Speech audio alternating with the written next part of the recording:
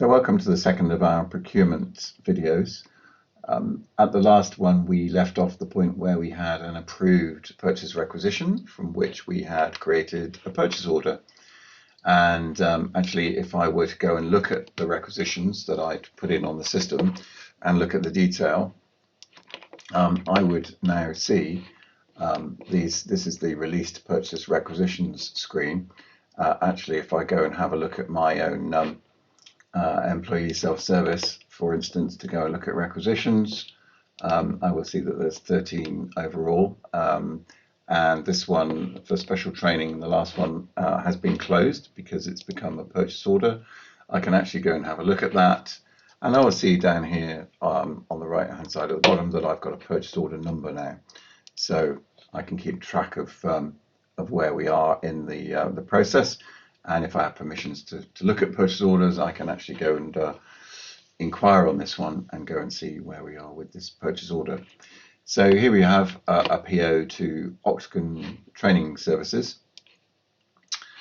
And what will happen in this case, because this has been approved at a requisition level, there's no further approval on the purchase order. How you set the workflow up here is entirely up to the business processes that we implement. But in this case, we've got a purchase order that's ready to go.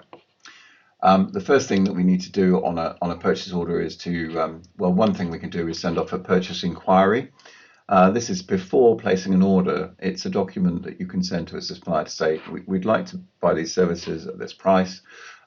Please confirm before we actually create an order confirmation. So this is a sort of a pre-purchase order document, if you wish. We're going to go straight to the confirm though, because we want to send a purchase order off to Octagon Training, because we have an agreement with them that we buy from, and we're happy just to do that. So next thing to do is confirm the purchase order, and this would typically send off a nice PDF format of a purchase order on an email to the supplier. And it will also enable some of the other functions within. You'll see the status has changed to confirm now. We'll make some of the other functions visible and available on here. Now, one of those functions is going to be to actually receive these services. So we have a function under the purchase order to receive. So let's say I was the receiver of this particular service. I will go into product receipt. Put in a little bit of detail. I need a receipt note number. It might be my initials, or it might actually be a physical receipt number. Let's go NB00. Let's put in the date today, which happens to be the 03/02/23. This will use as a receipt number and a receipt date.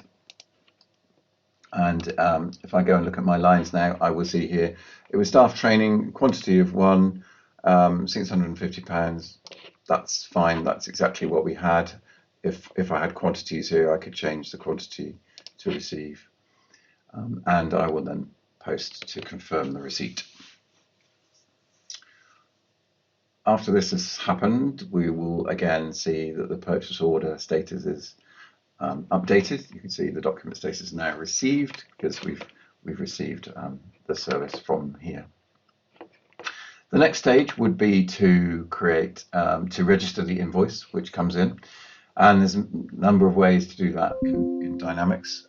One is to create new invoices. One is to and then go and look for receipts. One is to import them electronically and use OCR technology to code the invoice and then match it to the receipt.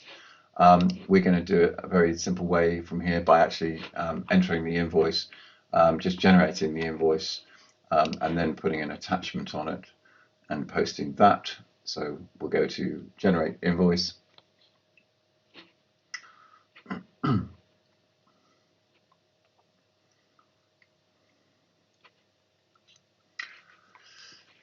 It's giving me a message about the current quantity, and we're going to say, well, actually the ordered quantity and the receipt quantity are exactly the same. So in this case, it really doesn't matter which quantity we're going to use.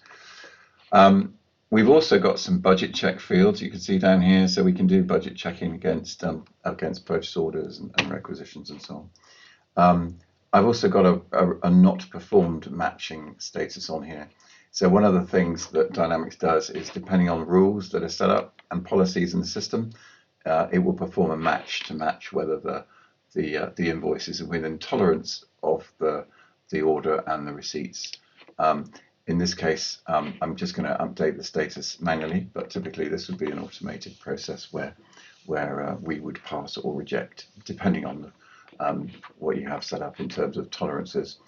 I'm also going to do an attachment here because I want to attach the scanned image, and in this case it's going to be a file, and I'm just going to attach the image. Now obviously if we're using an OCR recognition, we'll have the image automatically anyway.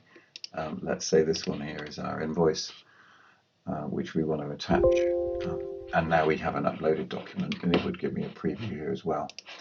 So we're going to save and close this, and the other thing that we will need is an invoice number.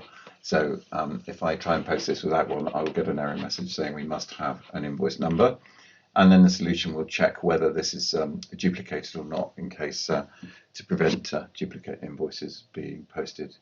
So I'm going to enter the invoice number here. You can also add a description if you want to. And then the next stage, I can also check the totals and the VAT and any other charges that I might want to check on the invoice. And then the final stage will be to post it. So I'm going to click post, and then the invoice is going to be registered, ready for payment. And in the next video, I will show you the suggest vendor payment process. Thank you.